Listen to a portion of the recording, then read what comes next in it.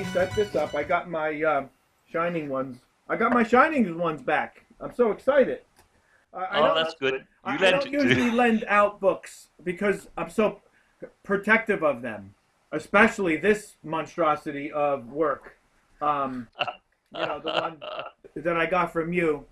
The full shining ones. I never got the I genius could. of the few, Mm. but I You figured never I would. got that. Well, everything in the Genius of the Few is in the Shining Yeah. Ones. And Remember, if you want a new cover for it, I can post you one. I actually have the cover. But thank you. I take them off because it's hard to work with the covers. Yeah, yeah. So, by all means, too, if you have anything that you want to ask me about anything, regarding my life, music, whatever, you can always feel free to do that. This is not just about me torturing you for questions. Well, But I love. There's nothing better for me than talk to people who have read the Shining Ones because not many people in the world have. I wish more had, but right. you have. You're obviously a very thorough individual and an enlightened individual, and it's real thrill for me to be in contact with you. It's my pleasure, I promise you, as much as any pleasure you're going to get from me. That's wonderful. And as far as that's concerned, I'm on a mission. Just as well as you and Christian O'Brien and Barbara Joy uh, but obviously the amount of work that he has put into this and yourself. Um, you know, with all of my studying, I mean, I've been at this for about 20 years total, but 10 years, the last 10 years, very, very, I would say intense. My Yes. life, my life is what it is. I wake up in the morning to create music, to write music, to teach it. Um, but the underlying factor of what really drives me is this subject, and I'm on a mission, and I don't know why it's so in depth, but I want people to understand as well, and I try to pass this knowledge along as much as I can, right from the source, from you, from this book, and all the other books that I have and the resources are just to put the picture together in a clearer way for me as an individual. So in other words, when I just get a random book, on the Sumerian, say, like this wonderful book or something, Yes. it has all the information, but I can see how the relation or how it would tie into the O'Briens and to yourself and what your mission is about these people, the Anunnaki as he calls them and as you call them, how these wonderful people, what they did, where they came from, and their whole legacy. And it's really a shame that the everyday person doesn't wake up in the morning and these thoughts never cross their mind. And to me, that's mind blowing. How individuals alive today don't even know who these people were, and their tie into the religions and all that. All the intersecting paths that leads back to them. But so it's a mission because it's very strange that people don't even want to. Not that they don't want to understand it, but I think people are afraid to endeavor down this route because of maybe their religious backgrounds or the time. So I'm just trying to bring awareness through my music. Actually, that's how I can bring this subject through. And as a matter of fact, I have a couple projects on the way. Hopefully, there's always tons of different things for me happening because I'm involved with so many different styles of music, which is a curse and a wonderful thing because I got into jazz music at a very early age, and then that turned into jazz fusion, which is the merge of jazz and rock. So that has its own world of instrumental music. So no vocals could be applied to that music. So the stories are told through the music and through the inserts, like you have in that book. When I write rock music, it's usually about the regular life stories, the ups and downs in life, the fun of life, the jazz and the fusion are the side that is the most serious side, where I can intertwine this subject into that music.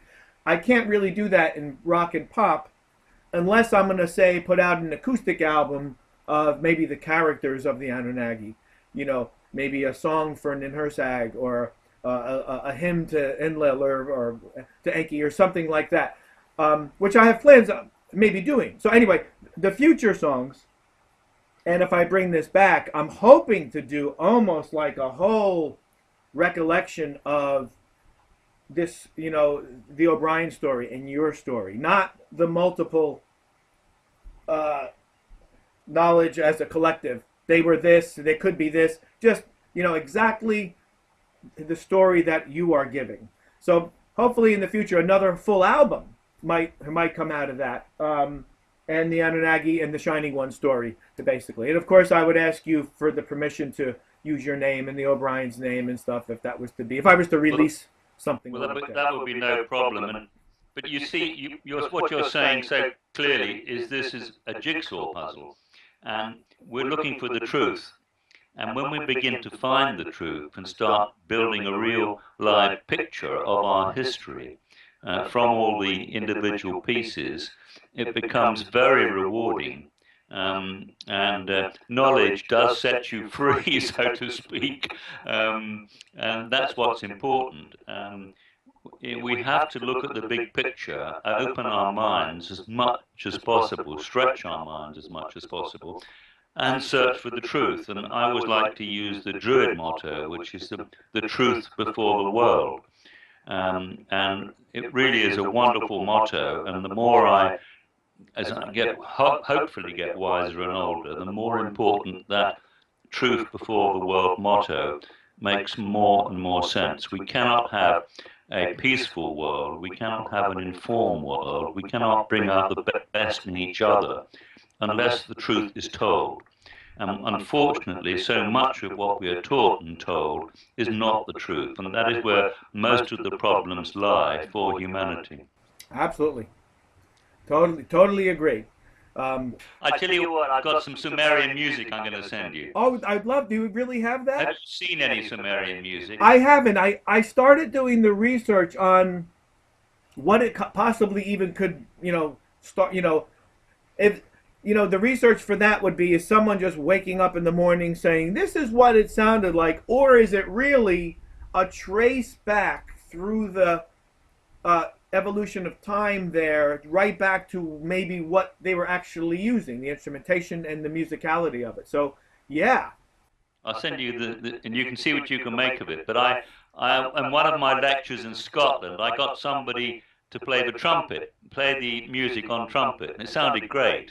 And there's what they call the devil's chord is in there as well, which is, what I mean by the devil.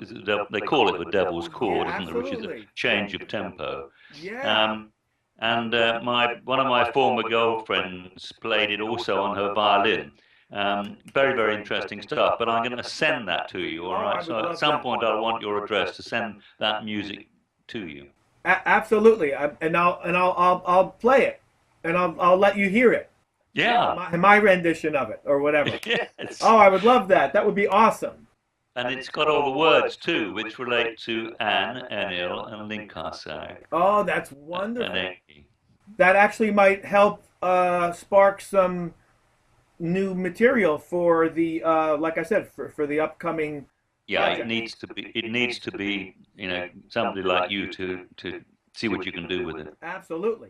All right, so let me begin by asking you. It's out there, and you've actually probably even touched on it in one or two of the Learning from History videos. And you even got back to me on that, and that was, I just want to reiterate that last question, was how did the Sumerians get the information basically from Lebanon, from the Karsag, Garden of Eden site, to where the location was in ancient Mesopotamia? And I did hear you say once that maybe through Canaan. I'm not sure if Canaan was the maybe the oldest city, or Tyre was the oldest city. Eridu was the oldest city, we believe, in Sumer, but there may have been older ones. But there are definitely much older cities and towns in the Jordan Valley, around the Sea of Galilee, and in the region of Mount Hermon. But so much of the important sites in the Lebanon we haven't been able to excavate or survey or do anything with because of all the wars and fighting that went on. Oh, understood. And we're still in a situation where finding it very difficult to get the Lebanese authorities to take it seriously and do some basic archaeology. Yeah, that's crazy. That's where, yeah, that's like the heart of, everything to get to, and that's frustrating. Yeah, totally. The good news is that Oxford University now have a project which is to identify all the important sites in the Near East so that they can list them for protection to make sure they're properly protected. And I've contacted the man in charge at Oxford University, and I'm hoping that he will take the Garden of Eden seriously and look at the Association for the Protection of Lebanese Heritage. They've listed it as a site for protection in the Lebanon. And if I can get Oxford University to take it seriously and do the same on this new project, then we might get somewhere with it in the public domain. But it's very much up to the academics to, they are all brainwashed into believing a whole set of preconceived ideas about our history. And you would think that they'd be really excited about the discovery of the Garden of Eden, or at least make some arguments why it isn't true if they think it isn't true. So I've asked for a discussion at Oxford University with the archaeology department so that we can perhaps break the ice there. So that's the latest news on that one. But they have a job to protect these important sites, and if they ignore the Garden of Eden site, they're making an enormous mistake. Yeah, absolutely. Absolutely. So, in your estimation, the knowledge of the Garden of Eden site in Mesopotamia through the Sumerians was maybe brought to them by maybe Enki or Lindla when they were setting up shop, basically. Well, no, much later. What we find from the farming evidence, the bioarchaeological evidence, is that they started or delivered these domesticated crops, of which there were as many as 30, very early on. And the technology and the seeds were taken around the world within 2,000 years. So they had traveled the world between 9,500 and 7,500. And so we're still 2,000 years earlier than the first sites in the Mesopotamian Valley. There were reasons for that. Was that the Mesopotamian Valley was subject to massive floods from the melting of the glaciers across the whole of that area of Turkey and the land further north. And when you had the ice dams breaking with that melt, then you had these massive destructive floods. And so it wasn't even practical to farm in the Mesopotamian valleys until quite late, until about 5,500. Right. So but it was ideal for irrigated agriculture, which was the key all along. And we find that irrigated agriculture in the terraces all around the world, from China, Peru, South America, and the Lebanese terraces are the oldest of all. So we can see that technology repeated all around the world. So that was the first major clue in the agricultural terraces. So the settlement at Karsag, which was an educational settlement, ran for about 3,000 years. All references to it being destroyed in the Karsag epics is the period of time when the Jordan Valley flooded very severely, and that coincided with a very large comet object crashing into the Indian Ocean east of Madagascar. And on the coast of Madagascar, the west coast of Madagascar, are the Fernambosi chevrons, which are banks of sea debris, sand, shells, you name it, up to 600 or 700 feet high, which would have been created by a tsunami of something like 1,200, 1,500 feet high as a result of that cometary impact. And it seems to coincide with the story of the Garden of Eden being flooded and everything destroyed, about 6,500 BC. But they were there for a long while, succeeding generations, but they used the same names as titles. And this is what, it's very confusing, because in the ancient world, titles were used, and it wasn't necessarily the same person. And the word Anunnaki, as I've said before, means the sons of the god An, which means the descendants of the god An. The Tuatha, the people of the god An. And people, this word Enlil or Enki, were titles given to successors of those two important people. And we move on to words like El Elyon and El Shaddai, which are the same people, same titles. In the same way that when we get to the Roman Emperor Octavian, he is given the title of Augustus. And of course, this confuses people. But it's very important to understand that. The most important aspect of this name change was the appointment of a king of kings. The society was run by kings. Kingship was delivered by the divine council at Karsag and then at Baalbek. And whenever there were times of trouble, they would appoint the best man amongst the kings to sort the problems out. And he was given the title of King of Kings. And in Sumer, he was called a Shishak. In Greek, it was called Ozymandias. In Saxon, it was called Bradwall. In Britain, it was called Pendragon. And so I've watched organizations like the Society for Interdisciplinary Studies scratch their heads for 15 years over who was Shishak. Nobody realizing that it was a title given to a king, Ramesses, well, the second Ramesses, in order to sort out the Hittite problem. And he was given the title of Shishak, which meant King of Kings. And this is where we get the really exciting stuff with Jesus being called King of Kings, being called Christ, which means King, and finding that he was appointed the first Pendragon, King of Kings of the Britannic Isle. That leads on to a lot of interesting stuff about Jesus, which we can come to later if you want to. But just understanding all these bits and pieces in the jigsaw puzzle makes it so much easier to understand our history and what's going on.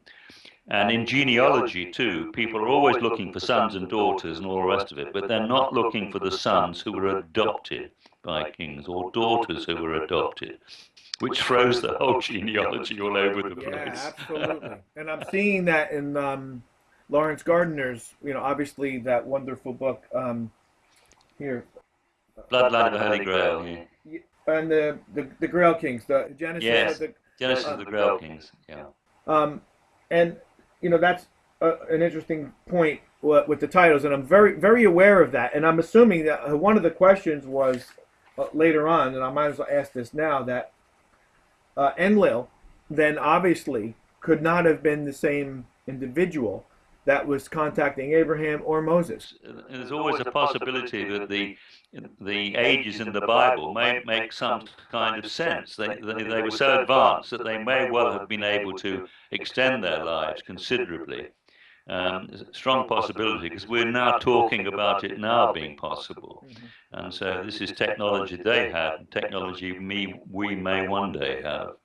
Right. But certainly it's so important to understand that it was a very well organized society, and people had titles, and they kept that discipline and momentum going for a very long period of time, right through what I call the golden age of the city-states.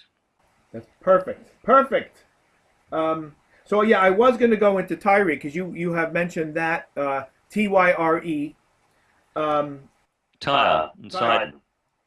Being older than Canaan, or reverse in your eyes? Yes, Tyre and Sidon and Damascus are much older than Mesopotamia. No, And that other than Canaan, or they're Canaan. actually in. Oh, They're in well, Canaan, right? Yeah, they're in Canaan, right? they're in Canaan, as it was Canaan, right? called, with a Kana apostrophe an on the end, which is An. Exactly. And then we have the tribe of Dan from the same area.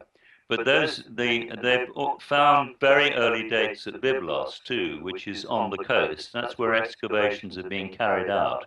And they've pushed the dates back to something like 8000 BC at Byblos. And Damascus has always been regarded as the oldest city. And in its Arabic name is Es-Shams.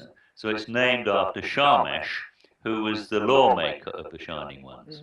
And of course, from the same man, we get the traditions of shamanism. Right. I remember you were talking Yeah. about that, and that's that one. I think it was learning from history part. The not 14 because that's the newest. I think it was 8 where you were doing a recap. Yes. 8 is the recap. Yes, that's proof of an advanced civilization, Right. I think. Yeah. Yes. That's where I came across that question. So therefore, if that was, and it makes sense because it's closer to the Garden of Eden site, Lebanon and so on and so forth, right down the coast there. And so getting back to the information getting to Mesopotamia, so there's a couple thousand years of lost, well, obviously there's a lot of lost. Yes, well, there were trade routes from Jericho up to Damascus. We've got the famous site at Tel Aswad, which was one of the first places that crops were domesticated outside the Levantine corridor. And then you've got Palmyra, and then you're not far away from Mari on the Euphrates. And Mari was the great Golden Age trading city, contemporary of Uruk.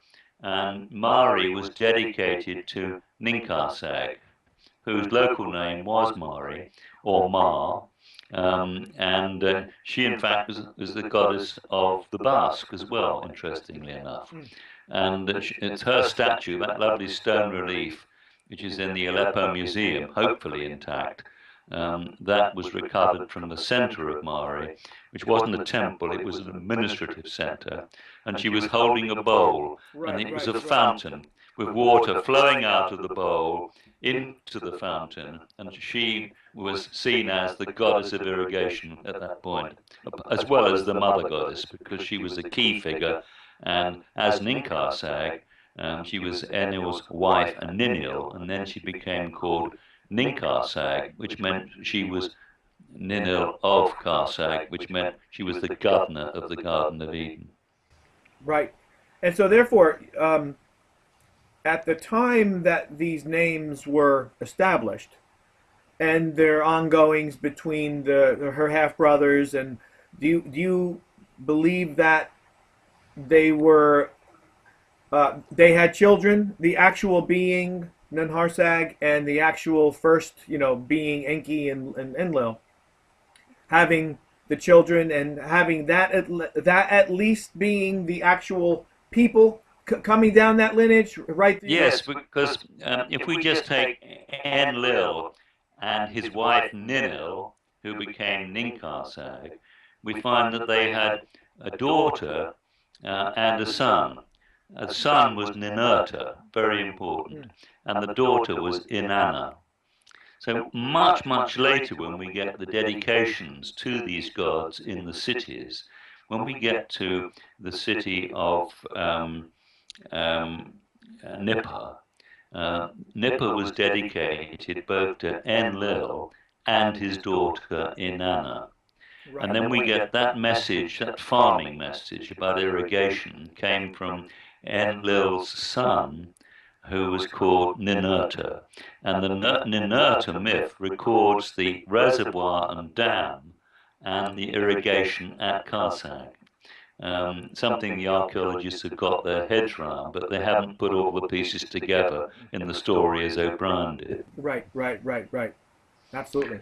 And so they had, this is why we're talking about the Anunnaki being the people or the sons of the god An, which is the succeeding generations, which is a heck of a lot of people, and we're probably related to them. Right, right. But we are related Yes, to them. yes, so They're it our wasn't. ancestors. Yeah, absolutely.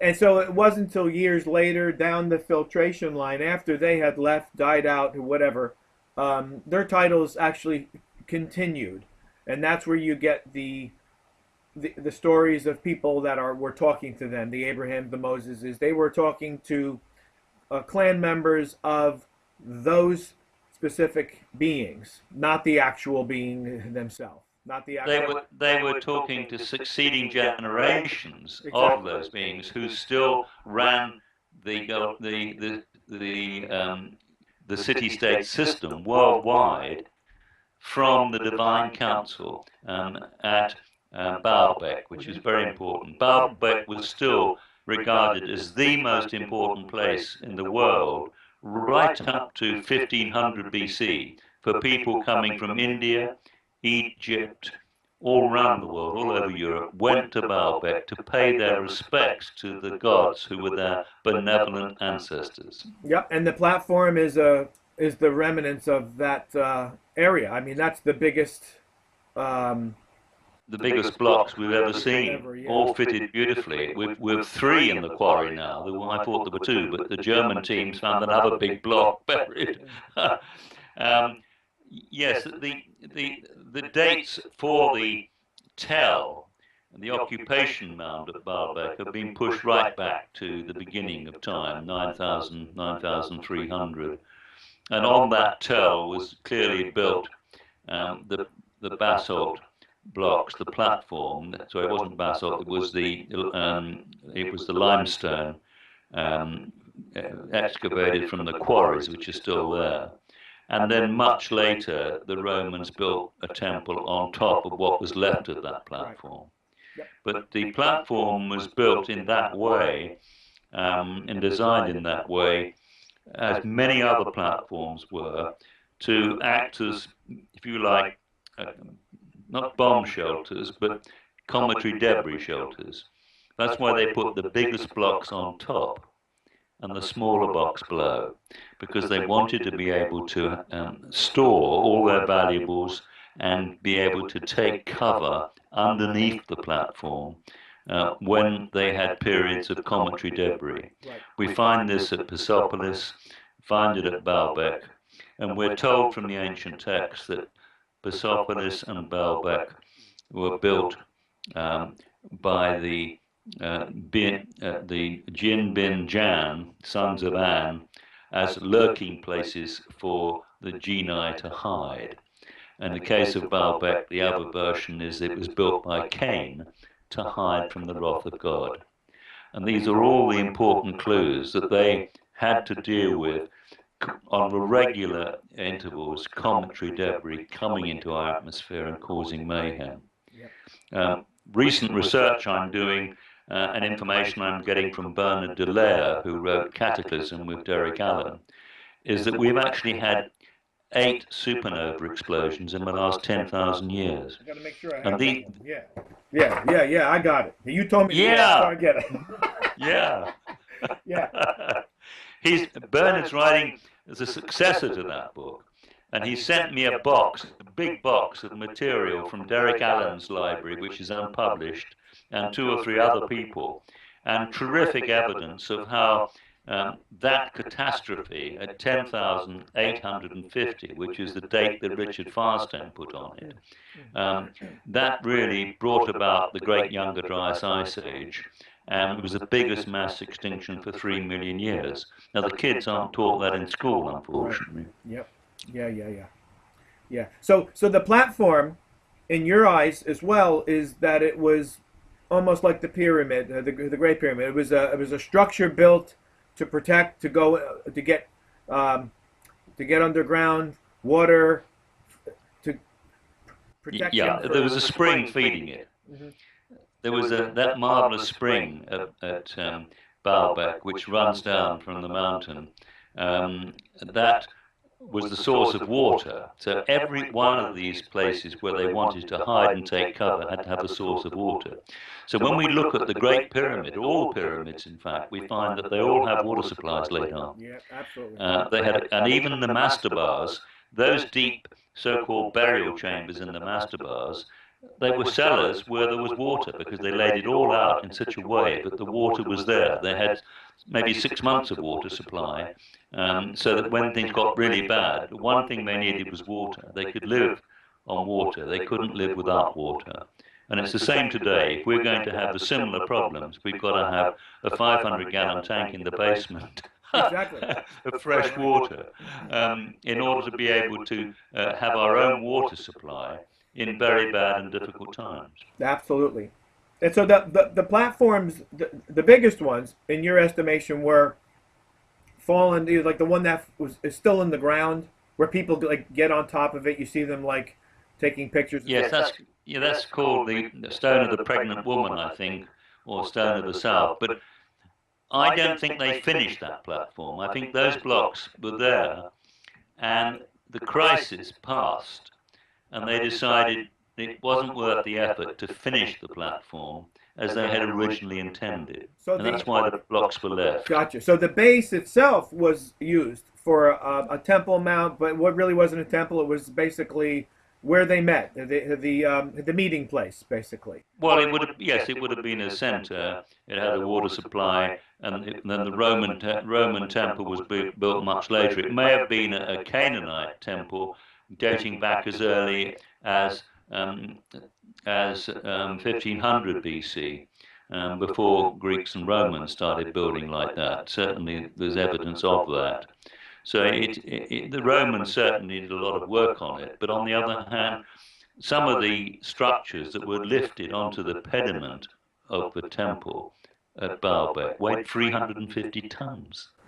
Yeah. So the engineering is something we really don't understand. We don't understand how they placed those 3 blocks, which O'Brien was a geologist, so he could work out exactly what they weighed from the crystalline limestone. And 850 tons, three of those stones. The biggest one is about 1,500 tons, still there. And my thought is that they went always trouble to build. We should be looking deep down underneath those big stones for the shelter that they were building and where they may well have hidden important things. Has anybody gone underneath there? We're still not allowed to go. I don't think anybody's gone underneath. It may well be that when the danger had passed, then they had taken things out from the building. And the same with the Great Pyramid. They may well have, we know that they had forecast a major incident at 2345, which actually happened, and they forecast that.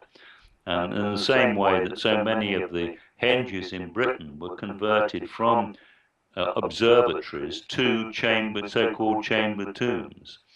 And the very interesting book by Paul Gagnon about the Great Pyramid is that the star shafts actually record where the North Pole star and South Pole stars were the time the Great Pyramid was built, and at the time when the Earth was tipped on its axis. Right, the Hudson Bay North Pole. Exactly. You're right. I do have that one, yeah.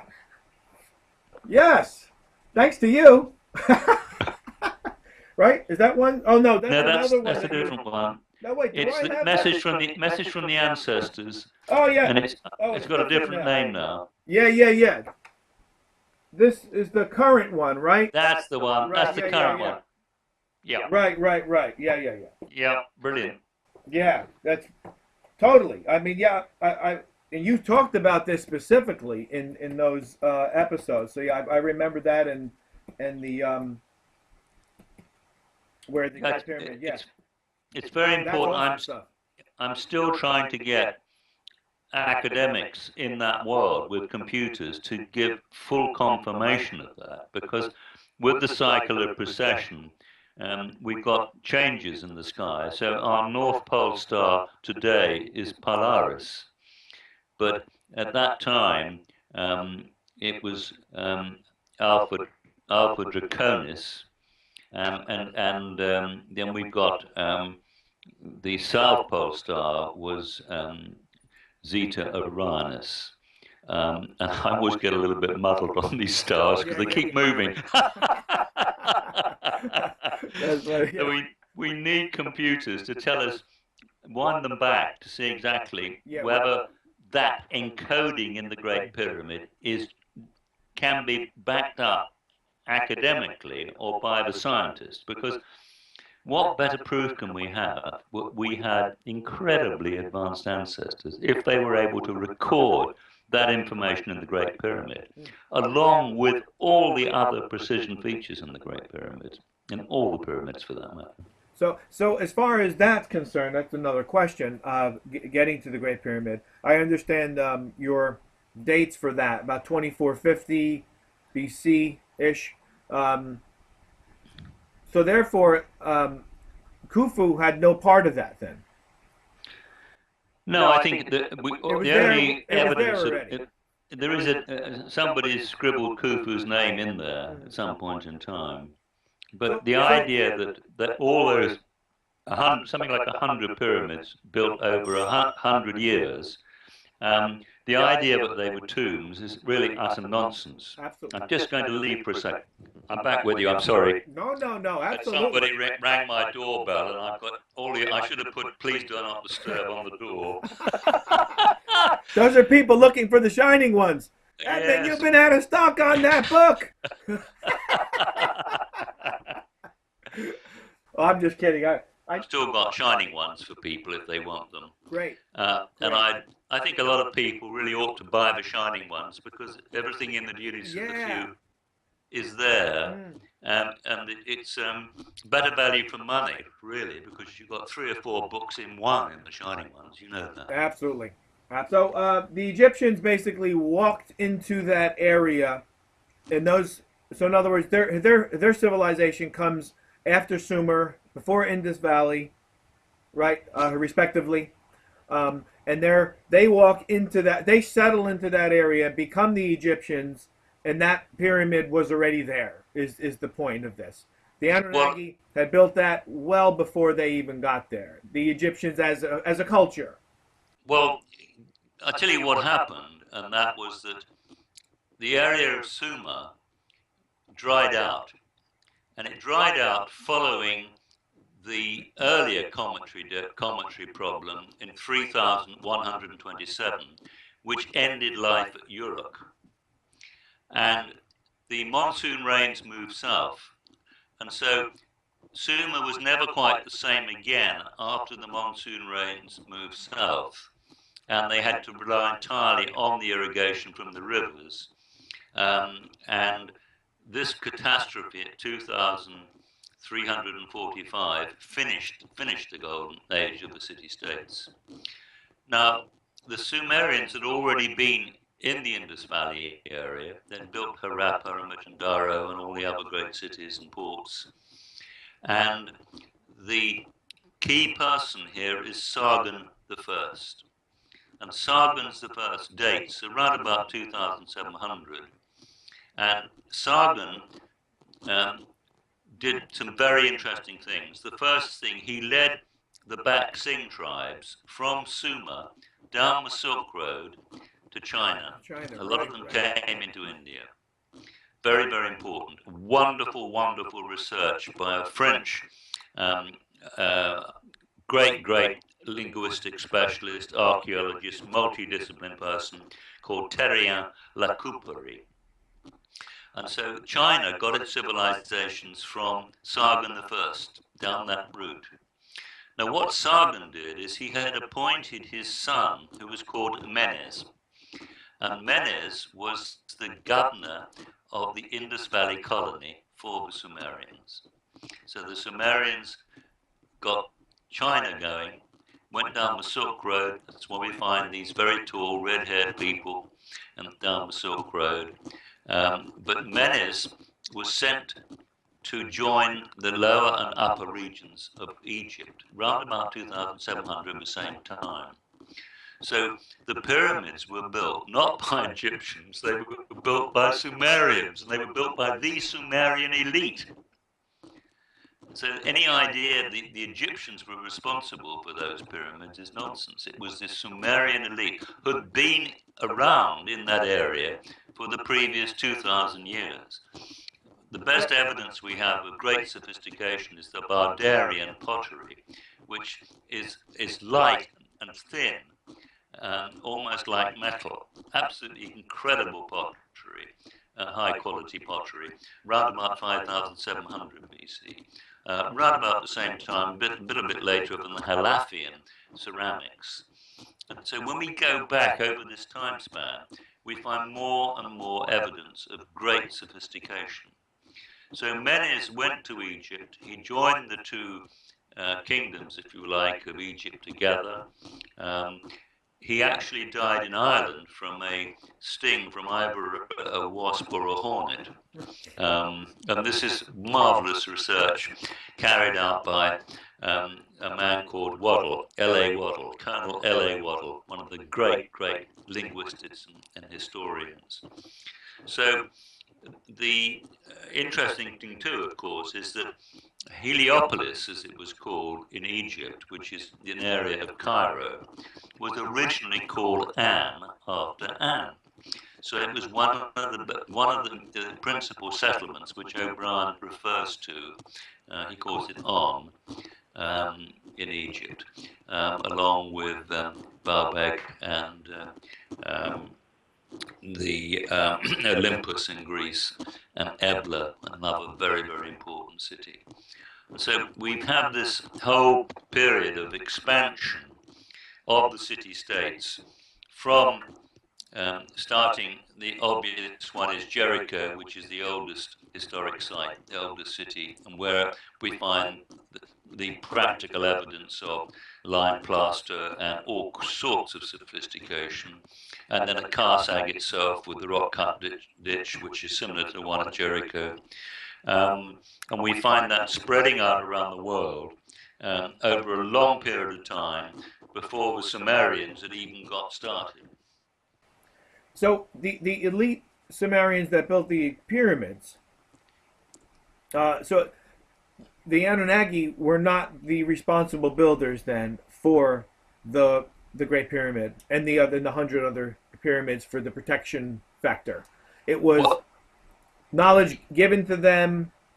Knowledge passed down by the Anunnaki. And the Anunnaki, remember, the Anunnaki are our wonderful, advanced, benevolent ancestors who laid out exactly how we should run our world, run our cities, run our laws, everything.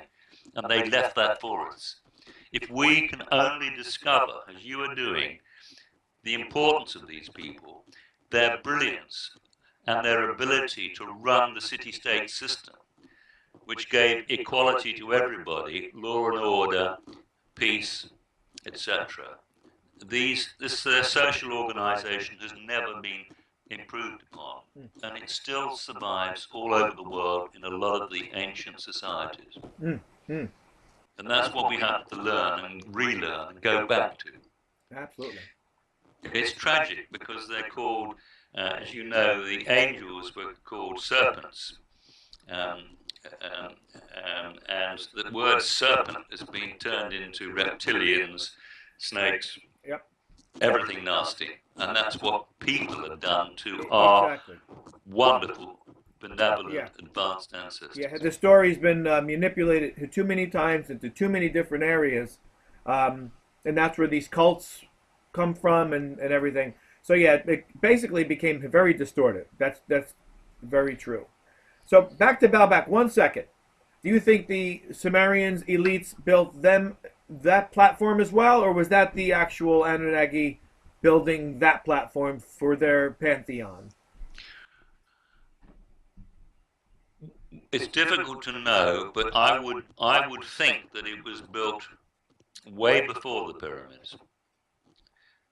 Although we find a 1200 stone stele, or obelisk, I should say, in the quarry still at Aswan, we've got contemporary large stones in Egypt at those early dates.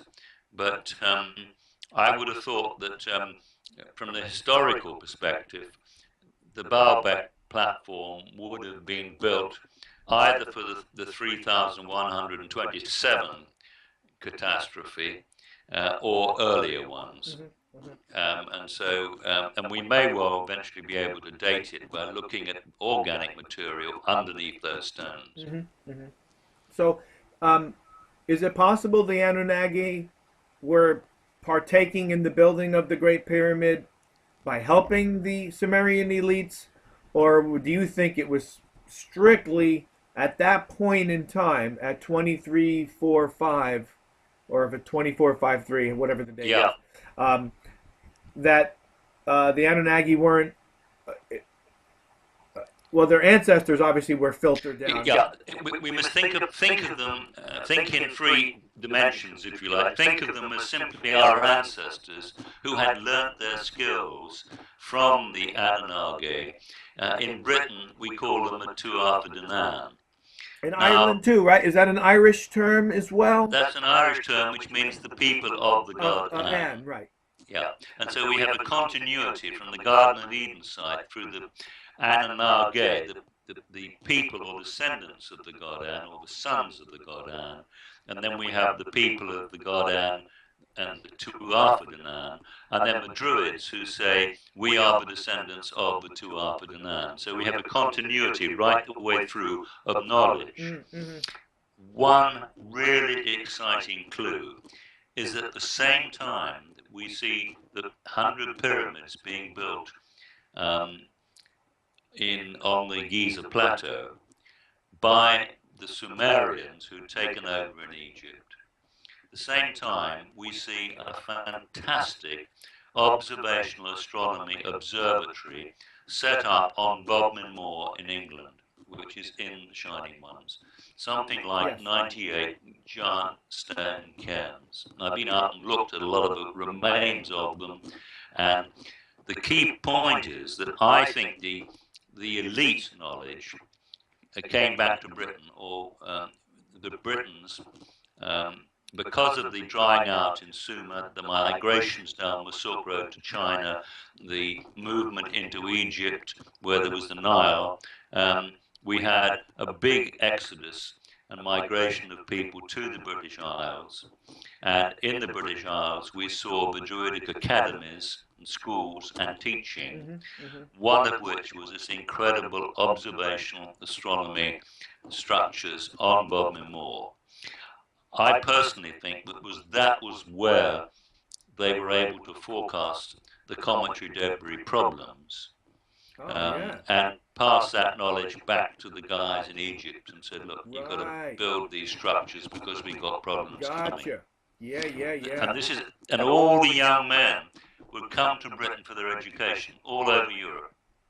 And so Britain had a much bigger role, much more important role than people understand or believe.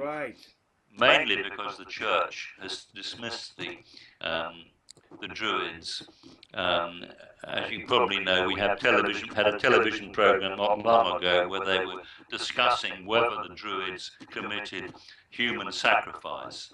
The only evidence they had was one person who had been shot full of arrows at Stonehenge.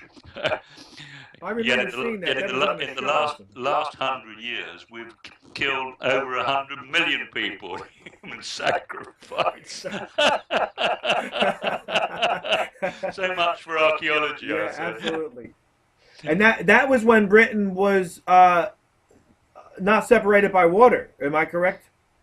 We weren't separated from the continent. The separation first took place about 6,800 when Ireland was separated from England. Ireland was all part of Britain at one point in time. You've got to remind them of that. And then the Dogger Bank, or the area of the North Sea, was flooded about 6,500. And so that big continental shelf, which a lot of people were coming to, in fact, they just found domesticated wheat dated to 6,000 BC underwater on the land between England and the Isle of Wight, showing that they were growing domesticated wheats in Britain at 6000 BC. The earliest date up to that discovery 2 weeks ago was 4200 on Dartmoor, where they were growing wheat, barley, and maize. Right. Could the Azores have traveled to connected to Britain at all? In the book which you've got there by the Catalysm, by Alan Delaire, they show how Africa was joined to the Azores. So the reference of elephants on the Azores fits in with the fact that the Azores were joined to Africa. But you see, they've got a wonderful map showing how the Earth's crust was distorted, extraordinary distortions. Bernard Dallaire said that there was a 50-mile vertical movement off New Zealand, which the experts have calculated. Don't ask me how they've calculated it. But the very large area from the Black Sea across Ukraine right the way through to the Caspian Sea was just one giant sea. Right. In the middle of the Sahara, a giant sea. And that was all recent. That was, before the cataclysm. And so the whole of the Earth's structure has been, if you like, washed with water. So people claiming to have gold mines in South Africa at 24,000 years ago, it doesn't make sense because everything would have been removed by the water flushing around. And what we're looking at in South Africa are the homesteads, which are the walls to bring the animals at night, and the animals dung in those enclosures, and then they grow crops in those enclosures. It's mixed farming. Yeah, it makes sense. That makes a lot of sense. Yeah, absolutely. Yeah. They may well have been mining some gold because it was lying around on the surface, but not at those early days. And that's more. It's where the Sitchin story distorts the whole picture. Right. Yeah. Absolutely. Lawrence Gardner talks about ancient Scythia possibly being the foundation of the Sumerian writing near the Black Sea. Scythia. Yes, Scythia. Yes, that was as people move north. When they moved north from Sumer, there were big migrations of people. You have the Goths as well, and the Visigoths, and the Vandals, and much later. But you have these migrations from the Sumerian area, from the Near East. And it's very unlikely that, you see, a lot of people thought that the Aryans came from Mongolia or those sort of areas. Right. And we've got to look at this very carefully because there may well have been other centres of civilization. But because of the kind of problems we faced over the last 50,000 years, there were very few people on the planet. We're very lucky that we actually had any survivors. Right. And so whether you're white, black, whatever colour you are, you all tend to come from that area of the Near East, and Africans moving down from Egypt. The more you're in the sun, the blacker you are. The more you're in the Arctic, the whiter you are. If you're white and you're in the hot areas, you die. If you're black and you're in the cold areas, you die. And we all of us are, I have to say this time and time again, we all, every single male, we can track back to one single male at about 50,000 BC on the M158 marker. So we are all extremely closely related, whether we're Aborigines, black, white, pink, purple, you name it. We should be one big happy family, and we were when we were properly organised and run. Right, absolutely. So I guess what he was saying basically was,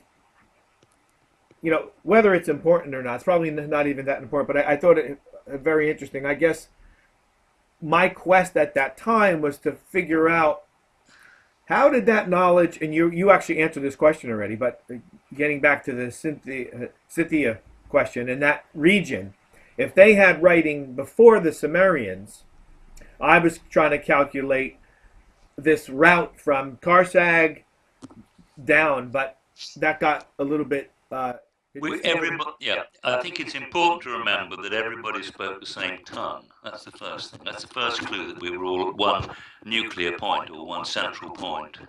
And I make the point about the writing. We have all the evidence from O'Brien and Enoch about the speedy writing. Yeah, that's my next question. The speedy writing. And that's confirmed by a lot of different people. And the ordinary people had the Indo-European picture signs. So Sanskrit, Greek, Sumerian, all came from the same source. And it was in the Indo-European picture signs, and those picture signs were transcribed into the cuneiform. Now this was O'Brien's fantastic skill in recognizing that in order to translate cuneiform properly, he had to go back to the very earliest picture language, which we see on the Phaistos disc. And that's something which I'm just beginning to do more work on, and finding, for example, that the symbol for a beehive on the Phaistos disc, on the O'Brien translation, if you blow it up, as I've done enlarge it on my computer, I find legs, a platform for the bees to land on, and a honeycomb on top. You couldn't mistake it for anything else other than a beehive. And the other one is the lords who rush around rounding up the cattle have this Mohician haircut, so to speak. And when Captain Cook went to Hawaii, he was presented with a feathered hat, which had the same Mohician style. Right. Because they thought he was a shining one. The white man, the natives of Hawaii thought they'd come to see us. The shining ones had come to see us, and they gave this symbol, which they used for their own kings, to Captain Cook, thinking he was another shining one. But his crew sold them knives, and they ended up by killing him. They were very disappointed with him. That's pretty funny. And of course, the key point there was that the Hawaiian cotton was a cross between the old world cotton and the new world cotton. So you say, well, how the hell did that happen? Because Hawaii is about as far as you can get from anywhere. And so you had that occupied, and that knowledge and that technology in Hawaii in very early times, probably 2000 BC, 3000 BC. Interesting, yeah. More proof that the Shining Ones were all around the world. Right. And do you think they got just, as far as the bloodline, I guess that I might as well go in, I'll skip and just go right to that since we're talking about that, is, again, now I'm going back to Lawrence Gardner because he's a genealogy guy, or he was. He's a great individual. I know I've saw some of the videos, but I have all of his books, and you refer to him and your work with him in The Origin of God, which I also have. And again, I'm specifically talking about now Genesis of the Grail Kings. Just, basically your take on Adam being the first priest king, but not the official heir, as Cain would have been the official heir. I mean, do you go in that direction? Well, I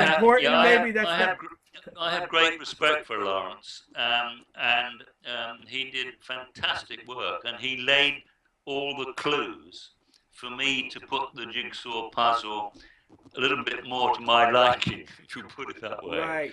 I wouldn't have done it without him. I wouldn't have done it without O'Brien. But it's clear that at Karstag, they were desperately short of labour, of workers, people to work, skilled workers. And therefore, what they did is cross their own genes with the local people, which is what we would do if we were right in a situation like that. Yeah, it makes the most sense in the world. And I think what he's alluding to it's I think he was also saying that, but also put him in a priest or a kingship position to start this line, which of course the Hebrews have adopted through their patriarchs. But um, so I guess what I'm trying to I guess get out of that was um, it's a plausible outcome. If Yeah, in vitro fertilization is something we do every day of the week now, and so it wouldn't have been a problem to them, and they had a very good reason for that. What is very important to remember that if you employ people, and I had 50 people working for me once, I soon found that I was only as good as the people who worked for me. If I had people who let me down, they could cause me thousands of pounds of losses. right. And therefore, you're only ever as good as the people who work for you. So the first thing you do is you look after them as well as you possibly can. The idea that you turn them into slaves is a nonsense because you don't get any work out of slaves. Right. Yeah. I also believe that fact that it wasn't for slave labor. It was just either to keep to get their bloodline in, to get it in the mix to make things right, basically. Yeah, Yeah. I think there's always. I have a lot of people, because I represent Lawrence Gardner's interests, I have a lot of people contact me and say that I'm related to Jesus or I'm related to so-and-so, all the rest of it. And I have to say, well, aren't we all? Yeah. And you've only got to look at population dynamics. And Lawrence Gardner did a perfect example of this in one of the books, and I used it a lot for these people to show how many generations, how many people are created, potentially. Oh yeah. And therefore, population dynamics really dismisses the whole idea of bloodlines. The key point about the Anunnaki was that they knew, as we know today, that if you were going to run a country, run a company, run a business, run anything, you've got to have the best possible person you can find to do the job. And their idea was that they trained for 20 years potential kings. They chose them across the whole spectrum. There was an element of genetics in terms of being bred by people who had been very successful in the past. But we still had one of the Sumerian kings deposed himself and put his gardener in the job to try and show to everybody that what was important was not who you were, but what you could actually achieve and do. And that was a key part of their ethos, if you like, which is very, very important. And the concept of kingship is terribly important because we talk about kings being divine. Well, it was the divine council which appointed kings. The divine council of the Anunnaki appointed kings, and they did it to produce the best people to lead all the individual communities. And when a city-state had got to a certain size where it needed to expand, they would pick the best man for the job as king, and he would take each family from the 200 different craft, trades and guilds in the city, and they would go off and build another city-state somewhere else. It's just like the egg, this division of the egg. So you have another 2 eggs based exactly on the model of the old city-state. And that was a brilliant, brilliant system of social organisation, which worked brilliantly for a very long while. Right. And the key point about it was that women had total equality to men. If they chose not to have children, they were even raised to elevated status because controlling the population was absolutely crucial. And that was the lessons of the past, which we need to relearn. The king, or the leading man in a village, a town, or whatever it was, always had a consort or a wife. And he was called Yahweh, which means leader, and Asherah was the female name for the woman who was his wife or consort. So every town, every city-state had Yahweh, the leader, and Asher, his consort. And the women looked up to the lady for her to organize them, and the man did his work. Everything worked beautifully in partnership between men and women. And that's that partnership between men and women, with women doing all the things that they do really well, and the men doing all the things that they do really well, and a proper understanding of that, if you like, craft, trades and guilds position to make sure everything was balanced. So the temple wasn't a temple, it was an administrative building where the women ran medicine, education, handicrafts, all sorts of skills that women do really well, and made sure the food was available communally. Tremendous organizational skills and abilities to make the whole system run efficiently. Wow. Yeah. So, so let me get this straight then. Do you agree with the Adam line being a king?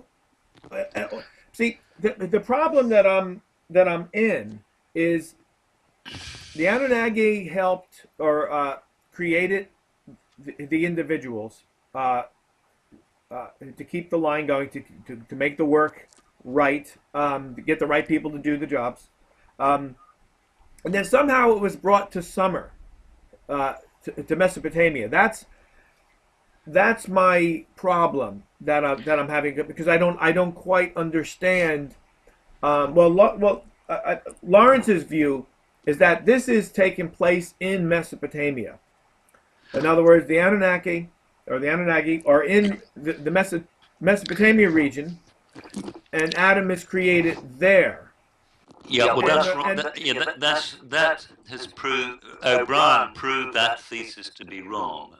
And what Lawrence Gardner did, and many other people too, used Sitchin as part of the guidance on this particular subject. I understand. So when O'Brien came along and produced the Karsag information, it literally rewrote all the knowledge and history we had. Right. Even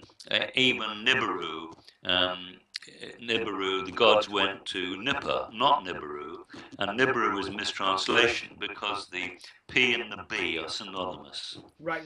Now, so this is the point. Right, that is a key point. And I'm familiar with the O'Brien story, Gardner story, and Sitchin's story. And again now, I'm saying this because Sitchin, I only outrule. I love Sitchin's approach, and he done a lot of work, but the translations are obviously wrong as far as a lot of key things. And O'Brien's, I think he got it right. But when Lawrence Gardner came in, or when I discovered him, for me, it's a very, very big part through you, this which is through the O'Briens, to understand. I mean, it doesn't matter who's right, who's wrong. The issue stands is, you just want to follow the right path, which helps put the puzzle together clearer. So if now I get a little bit more of the understanding is what you're saying, that here's why, because I thought there was a second garden. That's my whole problem. I thought Lawrence was drawing from a secondary Garden of Eden site in Mesopotamia, and I think that's what the problem that I'm having with moving forward. I can't get past this. Well, nobody the whole world believed that everything started in Mesopotamia. They hadn't realized that what they should have done, and some people did, was to look for the origins of farming. And when they looked for the origins of farming, there was only one answer, which was the Levantine corridor, 9,500 BC, which rewrote all the knowledge, etc. There was only one Garden of Eden in the Levantine corridor, because that's where it started. And you had all that knowledge, seeds, technology taken around the world before they even started in Sumer, right. Mesopotamia. So in other words, that is the in your eyes, that's where the actual Adam, the beginning of this, whether it's for kingship or not. I mean, do you agree that it was for to be a king, or it was just, or not, or to start a line of? I don't believe that the in vitro fertilization to produce people and workers, I don't really think that it was designed by the Anunnaki specifically for kingship. It could have been because they needed material candidates for kingship. I just don't know enough about the families and the we don't really, we know that the Watchers arrived, 200 Watchers arrived on the scene. We don't really know, didn't seem to me as though they had wives. So maybe there was a great shortage of women here anyway. Right. And clearly they had to think about how they built up their population, how they did some interbreeding, if you like, in vitro fertilization, and how they hoped that they would have the very best people, not just to do the hard work and digging the canals, etc., and farming, but also people who would have the brains to work in the laboratories with this technology and the sciences. And remember, you have the three orders of craftsmen, really, the archangels, the leaders, the angels, and the watchers. And it was a very strict and disciplined system, although the watchers had a seat on the Anunnaki Council. So it was very fair and very sensible. There was no class divisions. You were either a two-eyed serpent, an archangel, which you were using two eyes to see what was going on, or you were a one-eyed serpent if you were an angel, or you were a straightforward watcher. And then later on we have those figures of four faces looking all four directions at the same time as a symbol of knowledge and awareness. So it was much more about having a society where you could have the cleverest possible people that you could find, your most knowledgeable people involved in the running of your city-state. Because if you didn't, you risk failure, starvation, loss. Yeah, absolutely. Particularly in very difficult times.